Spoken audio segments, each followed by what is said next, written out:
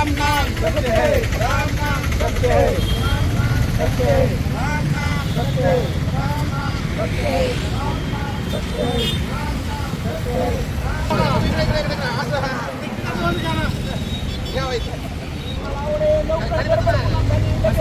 खाली बसून असं कोण बघायचंय का? कोण जिल्हा प्रशासन कोण नाही बघायचं.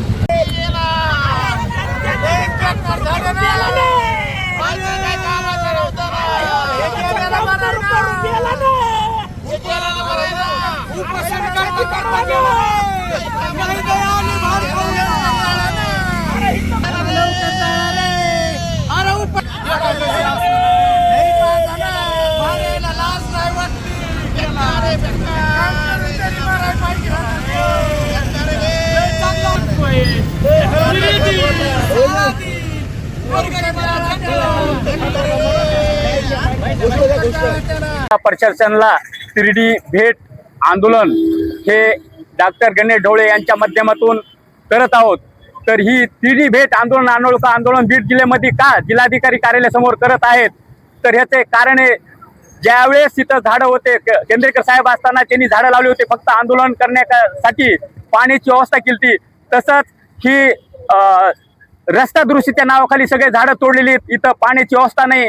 व आम्ही सर्व सामाजिक संघटनेने एक विनंती अर्ज 4 ते 5 वर्षापासून करतो, पण त्याच्यावर कुणी आणि विशेष करून कुठली तरतूद करता येत नाही असं आम्हाला लेखी उत्तर दिलेलं आहे.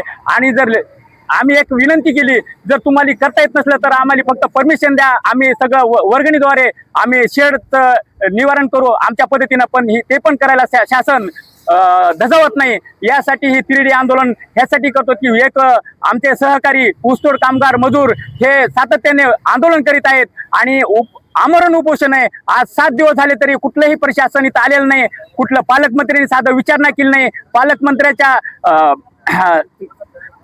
यांनी एखादा प्रतिनिधी पण पाठवला नाही. तर त्यासाठी आम्ही एक तिरडी भेट जी कलेक्टर साहेबांच्या माध्यमातून देत आहोत आणि हे आंदोलन करण्याचं एकच काम आहे की कमीत कमी शासनाला ह्याच्यावर जाग तरी यावा, यासाठी आंदोलन करत आहोत. स्थानिक पोलीस असेल, कृषी विभाग असेल, ग्राम असेल, विविध मागण्यांसाठी स्थानिक प्रशासन दाद देत नाही म्हणून नागरिक जिल्हाधिकारी कार्यालयासमोर आंदोलनाला येतात न्याय मागण्यासाठी. मात्र जिल्हाधिकारी कार्यालयासमोर लोक 8-8 दिवस 15-15 दिवस त्या ठिकाणी उपोषण करतात, प्रशासन लक्ष देत नाही.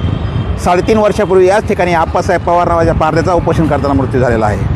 3.5 वर्षापूर्वी रस्ता रुंदीकरणाच्या नावाखाली जिल्हा प्रशासनानं मोठमोठी झाडं तोडली जी आंदोलनकर्त्यांची सावली होती. मात्र गेल्या 4 वर्षापासून आम्ही वारंवार जिल्हा प्रशासनाला म्हणतो की या ठिकाणी आंदोलनकर्त्यांनी निवारा शेड बांधण्यात यावं, पिण्याच्या पाण्याची स्वच्छतागृहाची सोय करण्यात यावी. मात्र प्रशासन ऐकत नाही.